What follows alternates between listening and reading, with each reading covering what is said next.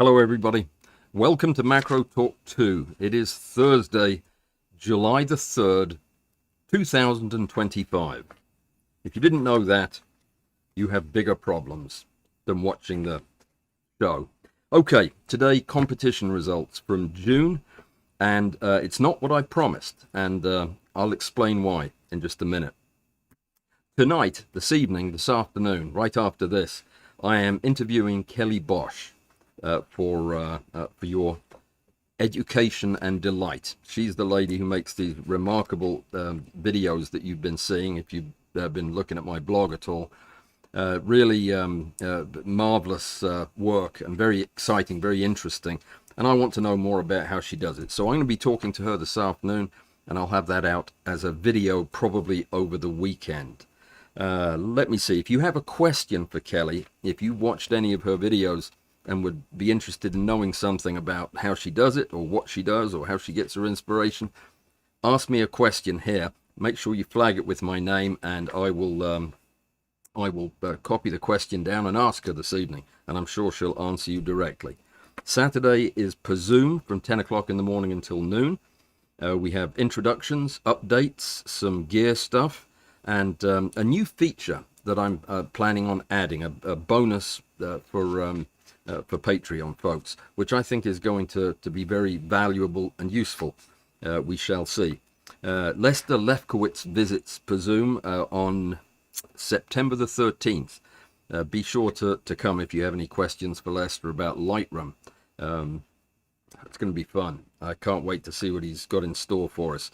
But he's going to come share that with us. I will put it out for everybody a little later on, a week or so later. But if you want to get it fresh off the press, that's for the Zoom folks. That's September the 13th, 10 o'clock in the morning. Okay, this month's competition is reptiles and amphibians. That is snakes and turtles and frogs and salamanders, lizards. Get the picture? That kind of stuff. Now, I understand that they are not typically macro subjects. Some of them are quite large, so you have to pick an interesting part of the subject and photograph it. And yeah, the sky's the limit. Do whatever you want. It just needs to be 1 to 2. That's half life size or higher magnification than that. If you're doing it at 1 to 10, a 10th life size, yeah, that won't do it. That won't do it. That's not enough magnification because it's a macro competition. Reptiles and amphibians, it's going to be a lot of fun. All right. Those of you who got one of my crystal viewers, one of those things that is now functioning over there behind me and showing a crystal, these are the most amazing crystals I discovered. They constantly change. When you put them under the light, they dissolve and reform right in front of your eyes, and they do it forever, I think. This one's a month old and it's still changing. Anyway, I digress. If you're waiting on a retarder plate, I just got the best jewel cases. They're not scratched, they're brand new, and because they're doubles, I can get 2 retarders out of each one. Have you ever seen my plastic disc cutting invention? It's probably not a real invention, but there it is right there, this thing. What you do is you take one of the front or the back of that and you put it down under these catches at the edges, and it sits there quite firmly, and then you spin this devilish thing on a drill press right over it, and it makes a perfect circle in it. And yeah, then it'll fit exactly, it'll fit perfectly into the frame in the viewer that I made for you. So it's made for those frames of mine. If you want one, just let me know, okay, and I'll send you one. Otherwise, just make your own cutter and do it yourself. That's what DIY stands for, you know.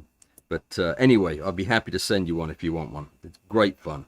All right, that was it. That's all I had to talk about, except for the competition. Now, before we get into it, let me explain a couple of things.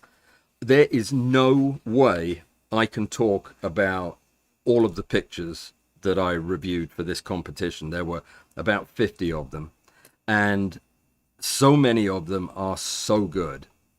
this was by far the hardest competition I've had to judge so far.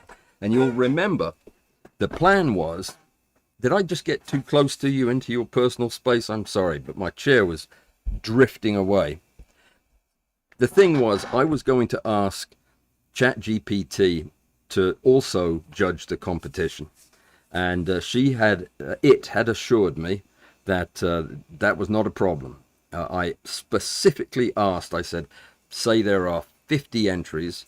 Can you review all of those and give me a 3-line review, a critique, and then put them in a numerical order of best to not best?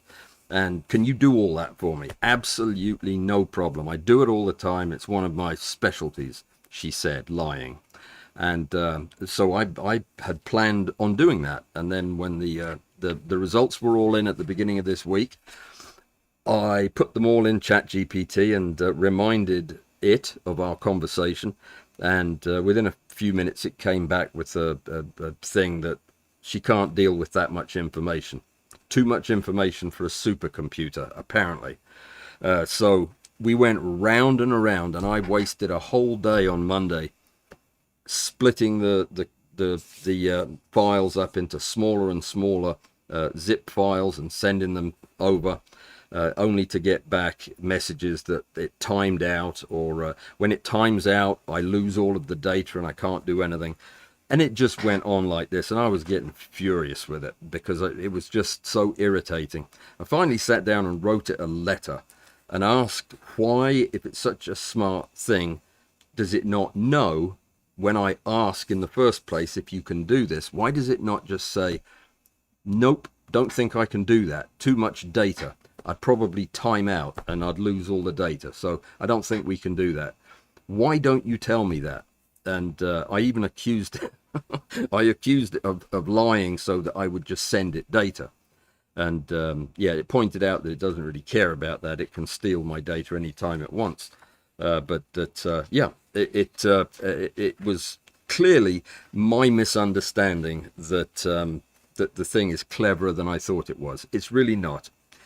But as disappointed as I was that I wasn't going to be able to get this whole batch of data to talk to you about, and I spent 2 days, literally 2 working days, so that's 24 hours, sitting here going through these pictures over and over again, trying to clear in my head which ones needed to move forward. It was a really difficult job this time, and so difficult that I even showed some of the leading contenders to Rick the other night and had him look at them with me and make some comments.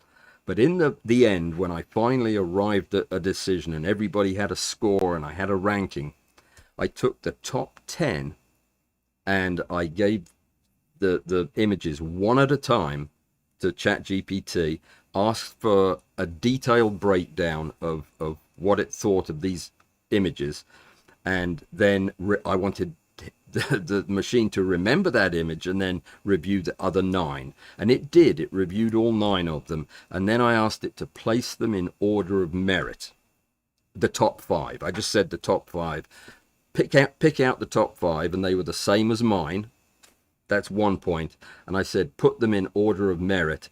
And she put them in the same order that I did. Now, you might think, well, that's hardly surprising. You trained it to judge pictures. That's not really true. It did most of its learning from Rick and from Lester and from other people that have judged competitions with me. It weighted them higher than me, not surprisingly.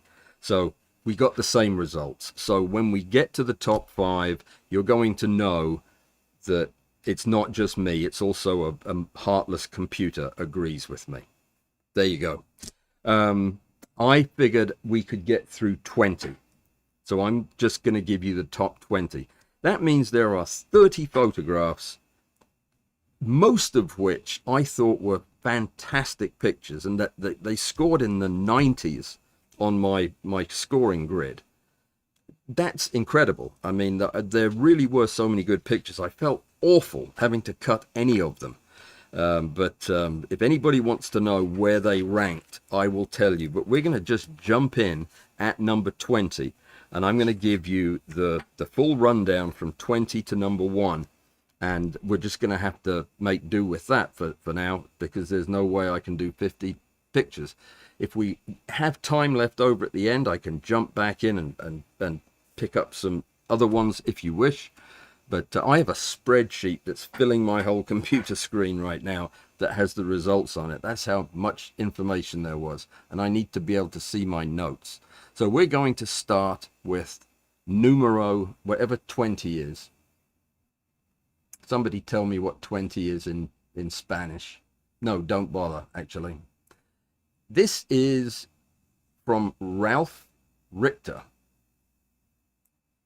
There we go. Let me get it over there and turn on that screen. Sorry about the time that took. There we go. So let me maximize that. This is from Ralph Richter, and it is a strawberry, I think, embedded in a cube of ice. Now, he sent in 2 pictures. One of them, his first entry, was a strawberry embedded in a block of ice when the strawberry was whole, and I didn't care for that picture very much. But the second one was this one, where the strawberry and the ice were cut in half. I don't know what he did it with, probably a guillotine or something like that. But yeah, it's a really nice picture. He got so much detail, and I don't think I'm going to be able to, yeah, so much detail in the substance of the strawberry and even the ice itself. Absolutely beautiful, lovely, technically very competent picture. A little bit of softening over here, but that's deep in the ice. I thought it was very good, very nice, and was happy to give that position number 20. It really was a very unusual photograph, and that's one of the criteria I used. I was judging these, by the way, on creativity and originality, as well as technical success, and what else was it? Storytelling, and I think that's about it. There was something else in there. Anyway, everybody got a score from 1 to 20 on each of my 5 categories, and then they were all added up.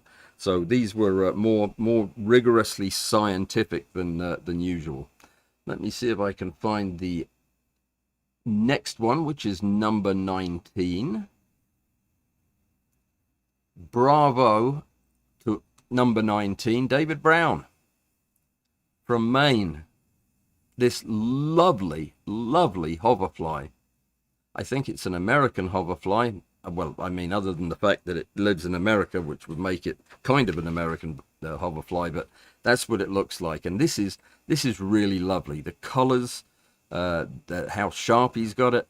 It's a little bit of a shame about this blob of whatever that is. That could be vomit, I suppose. But yeah, it rather interferes with the gorgeous anatomy of the antennae. But this was really nicely done. I love the sharpness of the picture. The rendering of the colors is really nice. He hasn't overdone the yellow like I always do, but you can see this lovely blue jewel between its eyes, characteristic of this species. Absolutely lovely, fantastic picture. Well earned, David. So glad to see you in the winning circle here. Good for you. At number 18, this made me think when I first saw this. It's from Alan Lyle. It's B on Cosmos. And I immediately thought, somebody's bought an A9 Mark III and is doing the Klaus thing.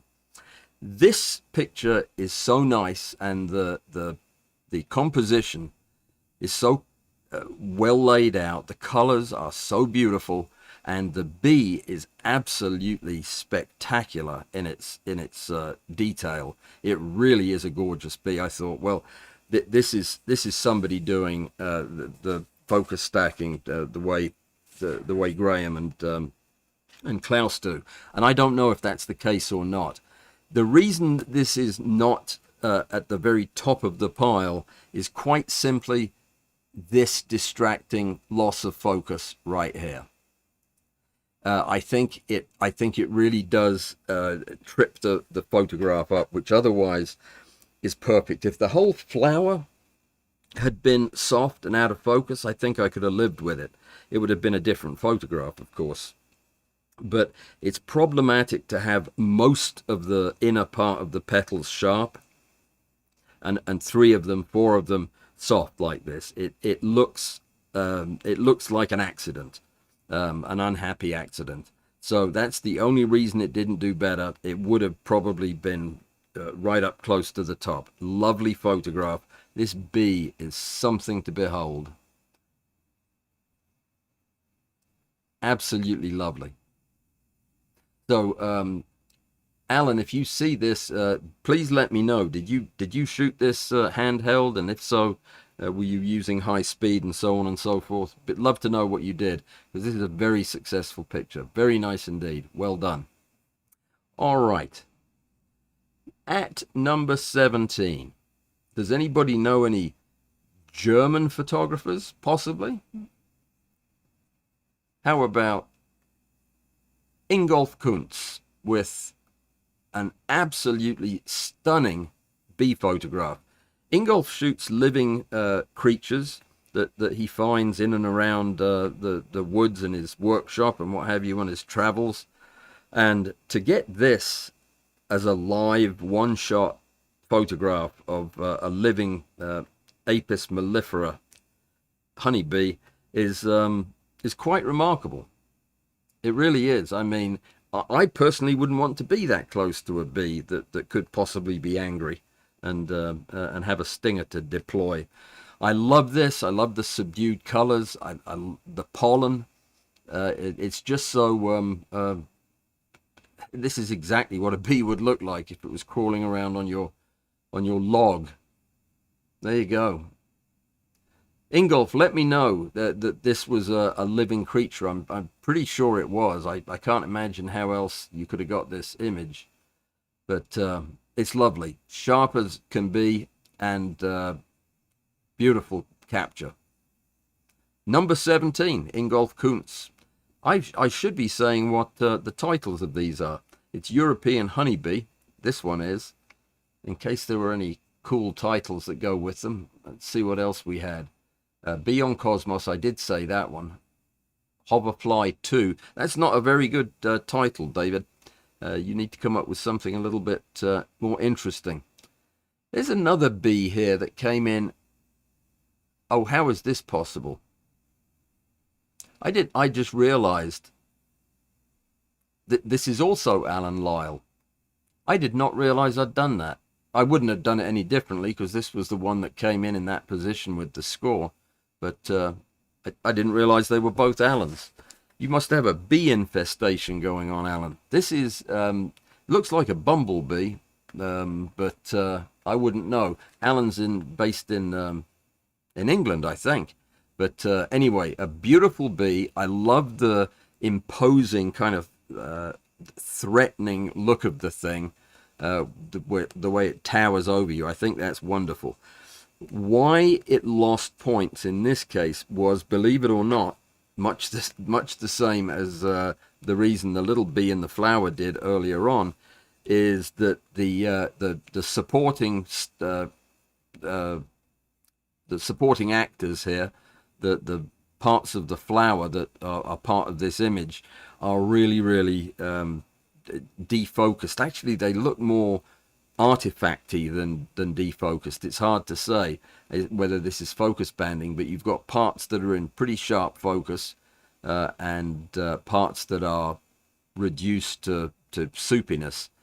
I think they are part of the photograph, and they probably need to be treated as such with an extended stack.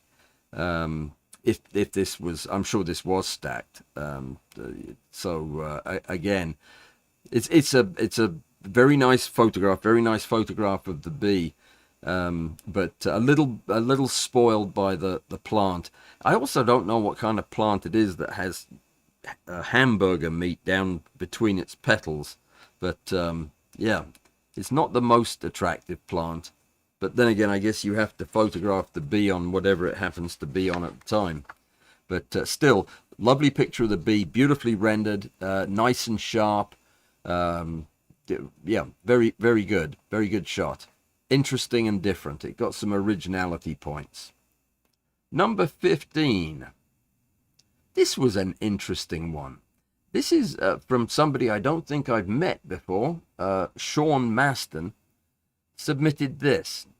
Now, it's a clever picture because it's an unusual presentation of probably either a horsefly or some kind of hoverfly. It's hard to say exactly. There were a couple of things about it that detracted from the overall effect. But let me talk first about what I do like about it. I like the scope of it. I like the different approach to photographing the insect, getting right up in its face like this, and I like the angle you did it at. I think it's quite pleasing in many respects. The eye suggests, even though there is some color in here, and I'll be honest, I didn't really pick up on this banding until Rick pointed it out, but this makes it look a lot more like a robber fly or a horse fly than I had initially thought. I was judging it more on these structures, which we're going to talk about in a second. But the composition is quite unique and interesting. You've done a good job of keeping the hairs clean and kind of groomed for the picture. Though I would have removed these either with a pair of fine tweezers under the microscope, or blown them off with a blower, or taken them out in Photoshop. But I probably have got rid of them. They're a bit distracting. I'm scratching my head as to what happened to the guy's antennae. These are actually where his antennae have been broken off, or have broken off at some point. So the things that look like holes here are actually the stumps of the fly's antennae. They're fairly bulbous antennae that are well, actually, I could show them to you on the hoverfly, on David's hoverfly. Let me do that. It'll be educational. So it's the same structure that you would see on several flies. Let me see if I can get in there a little bit close. But the two holes we're looking at in that fly's head are right here. It's where these things have been snapped off. And this is their complex antenna. It has a whole bunch of different sensory organs in it. Very nice structures, and they make for great photographs. But in this case, they appear to be absent. Correct me if I'm wrong, Sean, and do let me know what the species is. But all in all, it's a nice photograph, and I think even with its failings, it's still worthy of ending up in the top 25% of the rankings. So good job, number 15. Now I'm going to forget the title. Hang on, let me. It's I Spy with My something or other. Multiple eyes.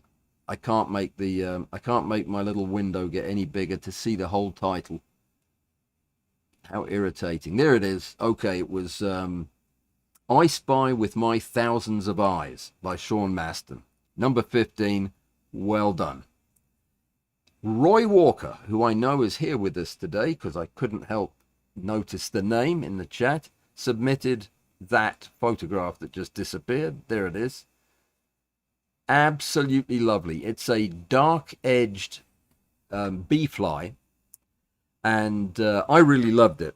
I loved it because of its classic simplicity, and when Rick saw it, he used the word sterility, I think, but I scolded him for that because it seemed a little negative. I think this is a lovely way to view this most fascinating fly. It's absolutely gorgeous, and you have really done justice to the furry nature of the thing, and you've just done a really good job with it. I like it. Now, why is it not higher in the ranking? There is only one thing that I subtracted points for. It got points for originality because I don't think I've ever seen one of these photographed like this before. The reason it lost points is the legs. The legs are in their cadaveric position. This is the way the bee fly's legs bend and scrunch up underneath the body after the thing's dead. When it's flying, the legs are all out to the side, and then the forelimb drops away at 90 degrees, kind of like this back leg, except this is usually out at a bit more of an angle, and then they're parallel to that. So they look like their legs are hanging down like a daddy long legs when they fly, because they land a lot, and I think they need their legs for that. So this is telegraphing the fact that this is a dead bee, because they wouldn't fly like that, and that I think is off-putting. It's a really good practice to have a couple of insect handbooks, field guides, or whatever with you in your studio when you're preparing insects, and just take a quick look at the most common ways they're seen, either flying or crawling, and see what their legs look like. Because if you can get them in that position, it goes a long way to making the photograph appealing, even to people who don't necessarily know that insect. But in this case, I think there was an opportunity missed, but otherwise an absolutely gorgeous picture. So congratulations, well done. Number 14, a dark-edged bee fly from Roy Walker. Okay, at number 13, we have a photograph from a professional flower photographer. And this is Angie Wallace. Not this. This is a starfish or something. Angie Wallace is a lady. You can tell the difference almost immediately. I don't know what I'm looking at here, but I love the textures, the colors, the kind of vibrant but monochromatic feel of the picture. I guess blue doesn't count as monochromatic, but anyway, very nice. It looks like it's made of paint or some kind of pigmented liquid. I honestly don't know, but it's fascinating to look at, and all the detail in it. It's gorgeous. I don't know what these fingers are either, so I'm left wondering what it is, and that's always a good thing. I've come back to this several dozen times trying to figure it out, and I'm none the wiser. This looks like a femur of something with long legs. Don't know what it is. Angie, you need to tell me so that I'll become knowledgeable of this, but it's something to do with paint, and I think it's underwater. That's as far as I can go with it.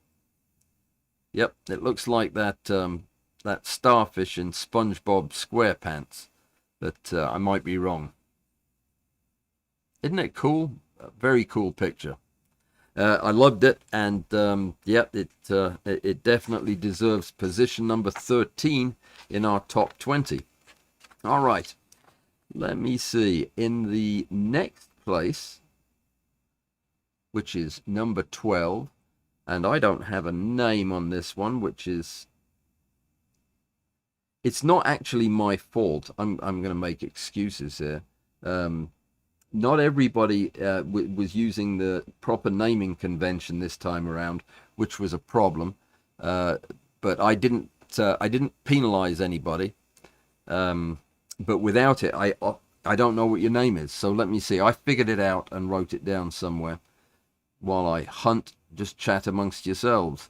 So this is Forged and Forgotten by Christopher Pearson. That's it. Most of the time I have you guys put your name and the title of the picture all in the header so that I can keep track of it. Anyway, let me tell you what I thought of this lovely picture. I think we've got it all in there, yes. So I looked at this one, and I just was impressed with the story. It conjures up so many thoughts about what has this thing seen. Where were these wire cutters doing their duty in Korea? And yeah, it's beautifully shot. The lighting is perfect. the rust and the marks on it from its use are all very authentic and very old. It's just a nice study. I love the fact that Christopher has got this absolutely symmetrical in the frame. Very, very pleasing. I love tool photographs. I shouldn't have said that because now you'll know, and I'll see lots of tool photographs, but I do love them. They do tell stories, and I think this is quite original, quite interesting, and beautifully executed. Certainly, Christopher knows how to light a still life subject. So, good job. Let me see if there were any other things I said in my notes that very pleasing, great symmetry, and the lighting nails this subject. Okay, same stuff. I said the same thing as I said. Very good. Next up is another German photographer who's quite famous. You may know this one as well because it's the same guy. Ingolf Kuntz with a red, what is it? A winged red wood ant for Mica rufa.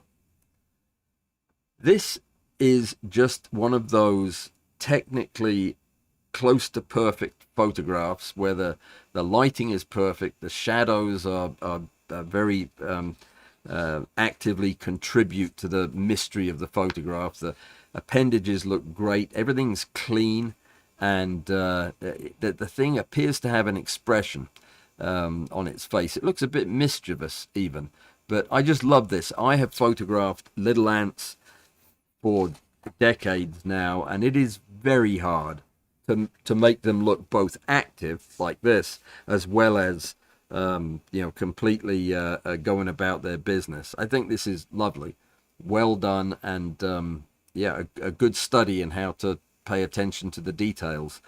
It is also exactly what you want to do if you're doing a partial stack. If you're doing a partial stack and you want it to kind of fade into oblivion in the back, and you want this nice creamy bokeh, to do that you really need to plan your transition from in focus to out, which is always going to be fairly abrupt with subjects this size, to do so where it's out of sight, beyond a ridge in this segment, for example. So we don't know what's going on after this. All we see is that everything behind there is nice and soft. So this is very well done. It doesn't look manipulated and contrived, but it is lovely and sharp everywhere it needs to be, and altogether a nice photograph. Again, I seem to be going for the monotonic images this month. I love the simplicities of the reds and browns. Absolutely beautiful. Well done, Ingolf. So that's 2 you got in the top 20 this time. Quite amazing. All right. I thought this next one, that was, by the way, at number 11 was Ingolf. At number 10, one of the most original and clever photographs I saw in the whole competition. This really is. It's Roy Walker. Are you starting to see a pattern here developing where we see over and over again the same folks turning in pictures? Because Roy also did the dark-edged bee-fly. This is absolutely brilliant. If anybody who eats breakfast cereal will recognize this as the great triumvirate. I don't know if that's true. This appears to be a Cheerio. This appears to be a Wheatie of some kind, and I have no idea what that is. Is it one of those puffed rice things? Like what do they call them in England? Can't remember. Puffed rice that is squashed. Oh, my mum used to buy those for us. I can't remember. Somebody will have to tell me what they're called. But these are technically perfect. They are beautifully lit. They are absolutely without artifact or any issues with the quality of the image. They're just absolutely spot on, and it's very playful to put them in a triptych like this. And I don't know if this was on purpose, because it was really funny. On Wednesday night, I showed this to Rick, and we both reached for our stereo glasses as soon as we saw this, because that's a conditioned response. When you see three pictures in a row together, you know you're getting ready to look at a stereo pair. And of course, these are not a stereo pair. They're different pictures. Absolutely fantastic and great fun if that was on purpose. If it was not, these are still just such good photographs and so clever. So well done indeed. You need to, Roy, you need to talk to the cereal manufacturers and find out why they don't want your photographs on their cereal boxes. These are really good pictures. You should sell them to them. Okay, that was at number 10.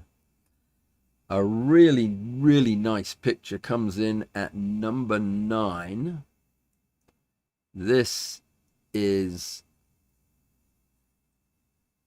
You should be starting to get a feel for how difficult this competition was to judge when you see that these images are, you know, in the second half of the finishing 20. This is Tylenol, and I don't know, but I would love to know. This is from Paul Bullock.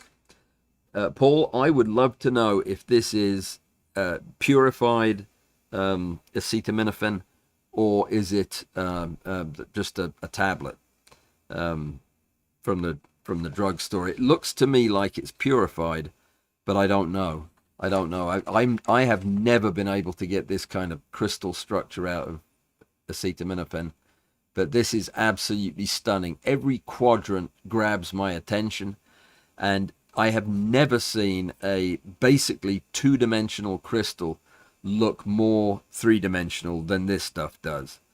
It really, really does look so impressive.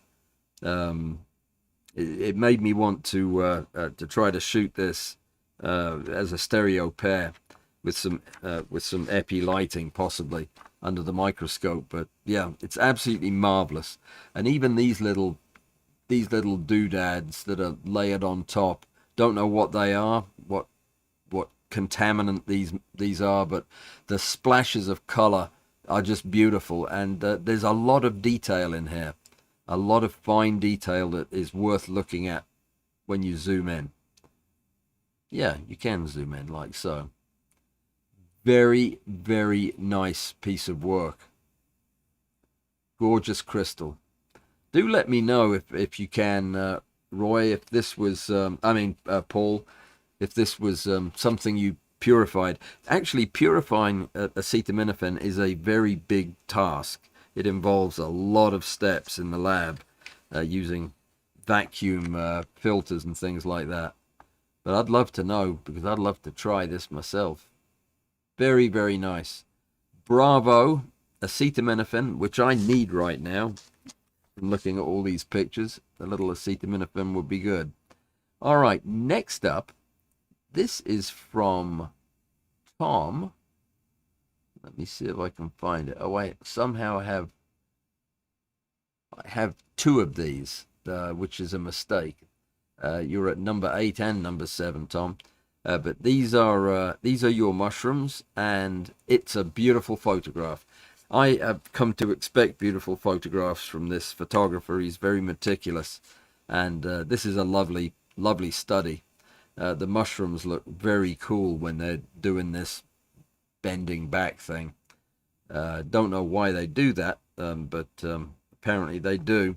And there's more mushrooms down here. This was an interesting thing to hunt around looking for stuff.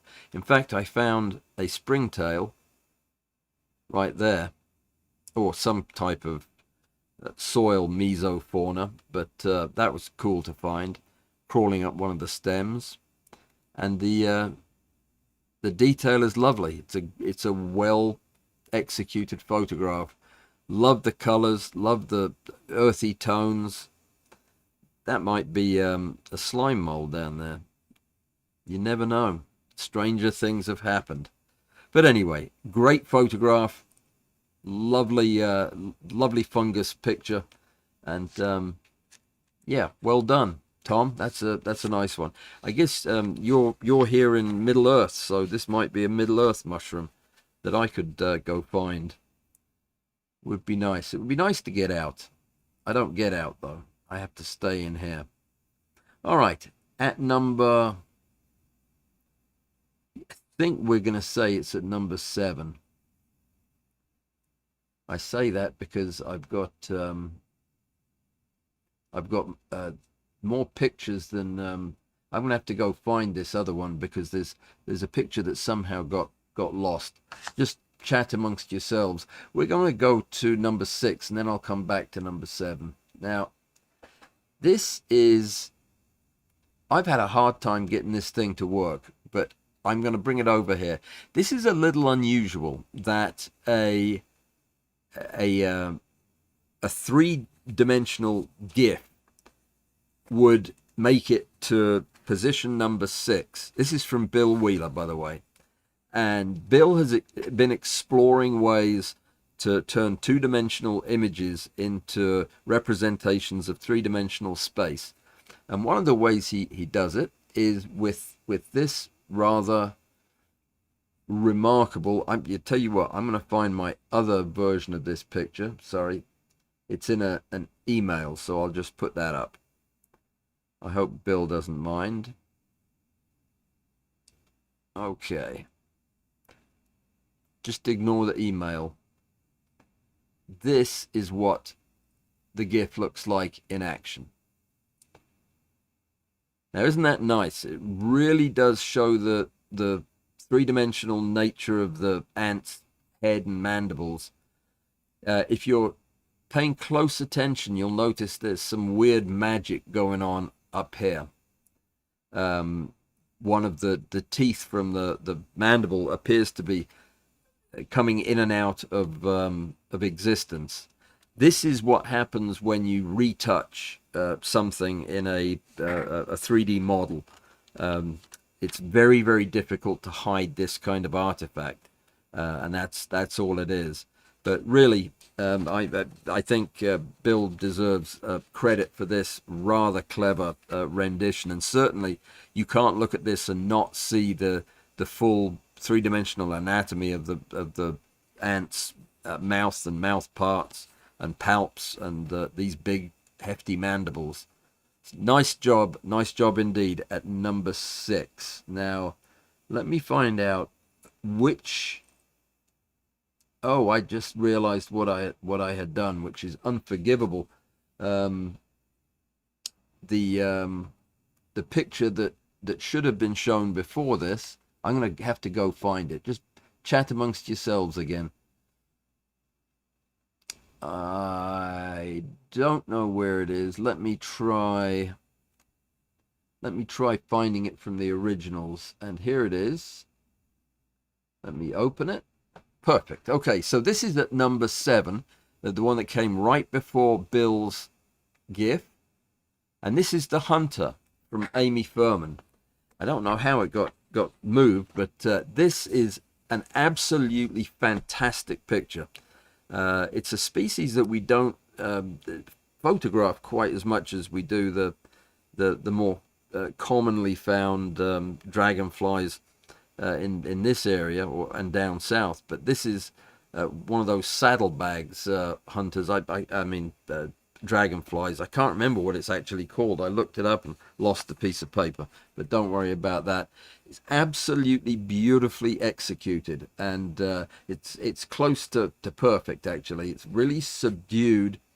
The detail is extremely sharp. Even when we get in to the point that we're pixelating, that's obviously too close. And this is a JPEG that's been compressed from the original. So this is a lovely photograph. Great pose. It's full of dynamism. I mean, this thing is tense, ready to pounce at a moment's notice and go kill something. I love the color of the abdomen, the racing stripe down the back. Just a great picture. Altogether successful. Amy, this is one of your best, and yeah, you need to keep up the good work. I think this is spectacular. Very nice picture. Look at the detail in the head. Absolutely marvelous. Well done. All right. So that gets us down to the top 5. Now these are the images that I hang on a sec. I'm finding something. These are the images that I shared with ChatGPT and got back from ChatGPT exactly the same order that I had, though the comments were quite a bit more praising, not praising, over the top a little bit than mine. This is Graham Carey's 5th position, or position number 5, which is I guess the wooden trophy. This is absolutely gorgeous. The first thing that struck me was how beautifully harmonious the colors work together. The reds blending with the red of the fly's eye, with the leaves. I don't know if this is a holly leaf or something related to it, but absolutely gorgeous. And it has everything. It has everything a good photograph, a good macro photograph should have. It tells a story. It reveals detail that you might not otherwise appreciate with the naked eye. And like the very best pictures, it also has something hidden away, some little Easter egg of knowledge. Now, if you can learn something from it, or if I can learn something from a picture in a competition, that really gives it a significant advantage. And I did not know what fly poo looked like until I saw this picture. And I think that might be what that is. I'm thinking that's what it is anyway, and I'm going to continue to think that until I'm told differently. So if that's the case, then this adds a whole level of weirdness to the picture, and I like it. So beautiful, beautiful photograph, well executed. Love the metallic of the fly, the metallic green. Let's see what ChatGPT thought of this picture. Red and Green by Graham Carey. Total score blank out of 100. I'm not gonna give scores out. A refined and elegant macro with lovely contrast between the iridescent fly and the plant. Strong technicals, but more observational than narrative, with slightly lower emotional impact than the 4 pictures I'm getting ready to show you. Clean, sophisticated, and technically impressive. A quiet standout. Okay, well that was kind of damning with faint praise, wasn't it? I thought it was better than that. But yeah, at the end of the day, it got beaten out by 4 photographs that I'm getting ready to show you. And I think you'll understand how a photograph as good as this can end up in position number 5. Shall we look at item number 4? I think we should. Here's a shocker. Klaus Gilloy, with one of the most striking pictures for me of the competition. Something I was absolutely unprepared for, because I have never seen a real life snail photographed and having a look of wonder or shock on its face, because I didn't know snails even had faces. I looked at this and looked at this guy looking at this spiky plant and thought, oh, I know exactly how he feels. Do you know what kind of a photographer it takes to generate an emotive response from a picture of a slug or a snail? You have got to be good. And that's exactly what Klaus has done here. He has managed to capture the moment in history where this soft-bodied mollusk, I think it's a mollusk, has an expression of amazement as it gazes upon this plant. I just think this is masterful. Of course, the whole milieu into which this character is dropped is also fascinating. I love the leaf, or the stem that it's on. I don't know what it is. The drops of water even look fantastic. I think that we can fully expect at some point in the next few years that Klaus will crack the code on how to deal with the out of focus areas to get them look less abrupt. But I just take that as the price for getting pictures this good. Absolutely fantastic. What a clever picture, and very light-hearted and well done. You want to know what ChatGPT thought of this? A charming, witty snail image with luminous lighting and clever narrative implications. Warm, inviting, and gently humorous, but edged out by the higher narrative clarity and compositional polish of the top entries. Subtly witty and beautifully crafted. A macro image with real charm. Agreed, agreed. I don't think she read nearly enough into it, to be perfectly honest. I think she should have been a lot more enthusiastic than that. But she's a computer and has probably never seen a snail before, so that's why. Well done, Klaus. That's a cracking good photograph at position number 4. Position up. What could have been good enough to outdo a Gilloy snail, I wonder? Would have to be something spectacular. How about, a Klaus Gilloy owlfly? That just might do it. Yep, that did it. This is really a masterpiece. I could not come up with enough superlatives to describe this in my own notes. The quality of this image and the interest and the composition and the incredible detail and texture of every part of this insect left me speechless. It really is a thing of great beauty. And owl flies are not something I would use the word beautiful to describe. In fact, I think they're horrible. They've got another name. They're the antlions or something like that, aren't they? I don't know. But yeah, they're not pretty flies, and when they're flying, they're terrifying. But this is just amazing. It looks like a koala bear strapped to a hang glider.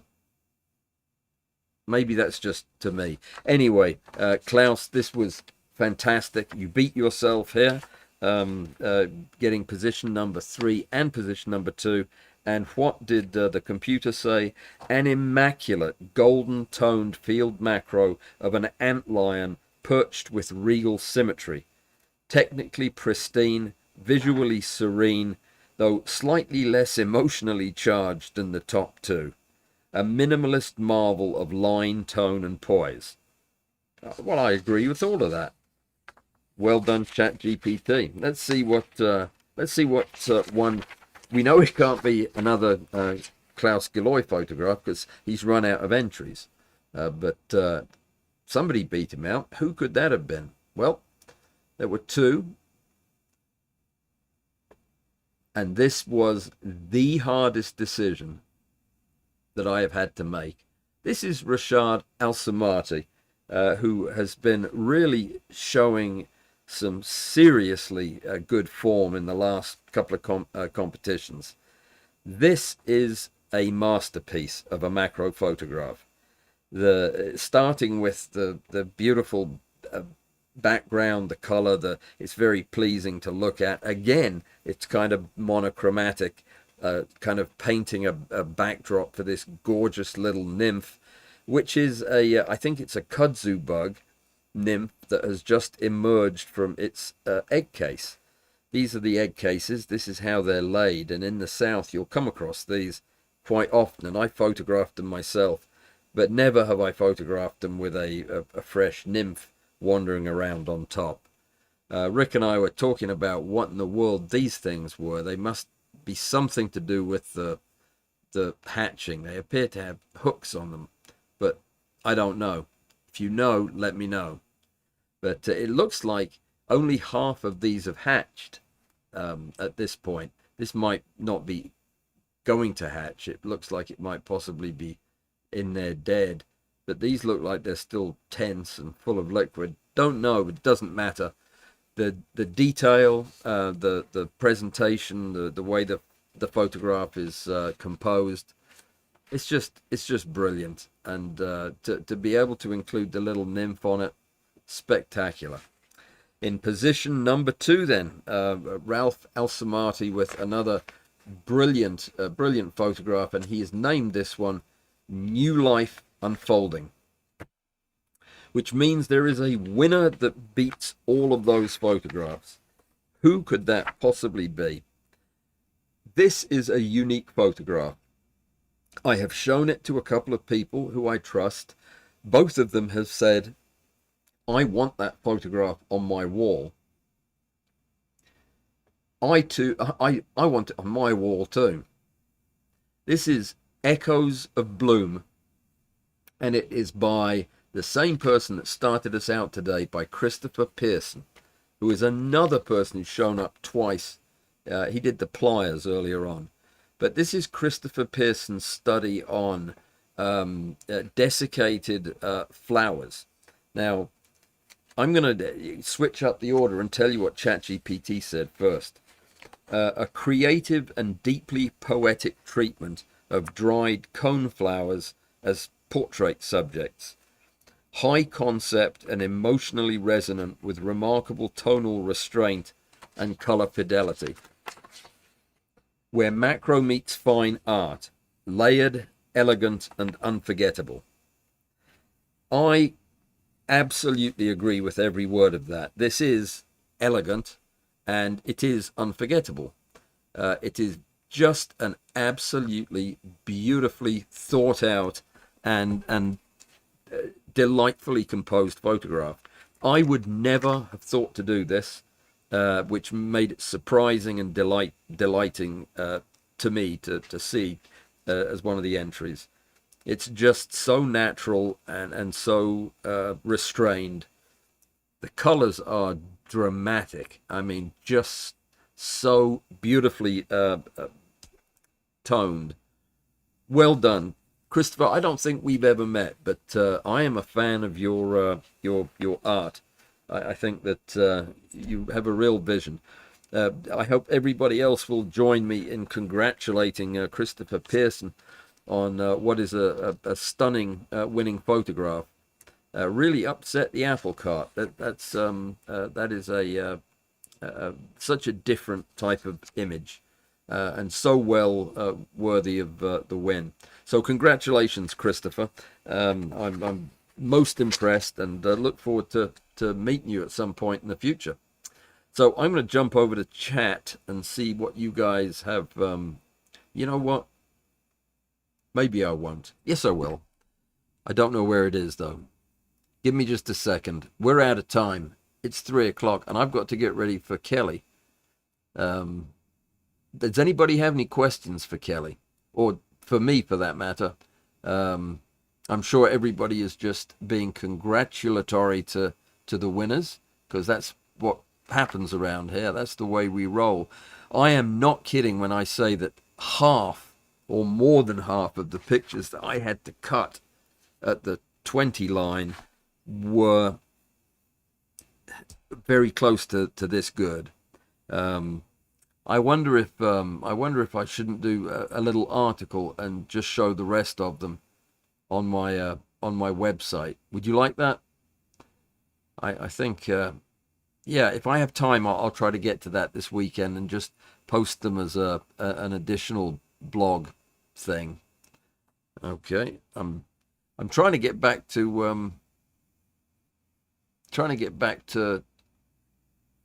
the doodad that has all the thingies on it. There it is. Angie Wallace, who is a photographer of plants, thinks the colors in that winning picture are fantastic. Ingolf liked Rashed's brilliant composition. Absolutely. So did I. Well done.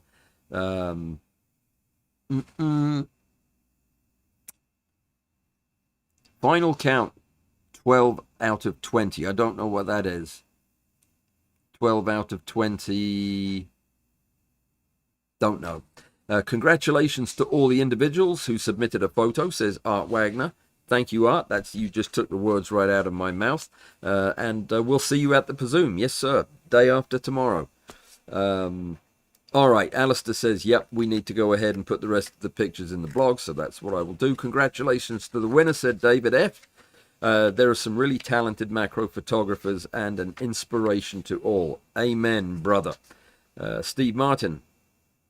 Not the Steve Martin. We've already been through that. Yeah, congratulations to everybody. Thank you, Steve. Julie, results are better every month. Yes, they are. And the competitions are harder and harder to judge every month. They really are. It's getting crazy. Angie Wallace is asking about the little bug on the eggs. Now, I think it's a kudzu bug. Which I don't know if you have to be in America. It's an invasive plant, and that's what the nymphs look like, or that's what the egg cases look like. Shield bugs are similar, though. Yeah, I'll find out and let you guys know. And yeah, and UAE, congratulations once again. I mean, that's a cracking good photograph. You have got some talent, sir. All right, Ingolf, well done. Angie, well done. Dan, you're one of the people. You're one of the people that I just felt so bad about your picture not getting higher than it did. But there were so many things it was fighting against. Anyway, great pictures. Demetrius is here from Athens. Greetings. He's probably gone by now because it's after 3 o'clock. So let me see. You know what? I'm going to have to read through all of these later on because there are so many things that there's so many things that we need to talk about. Could we each put our 2 pictures and send over the judgment? Could we each put our 2 pictures and send over the judgment? Yes. You mean judge your own pictures? Okay, you could do that. I have a feeling that the results, well, it would end up with me having to do a tiebreaker because everybody would be tied for number 1. So I just end up having to judge it again. Okay, guys, I got to run, and nothing for Kelly. Nobody has a. I know you guys are more interested than that. I didn't give you enough notice, though. I'll look through and make sure that there aren't any.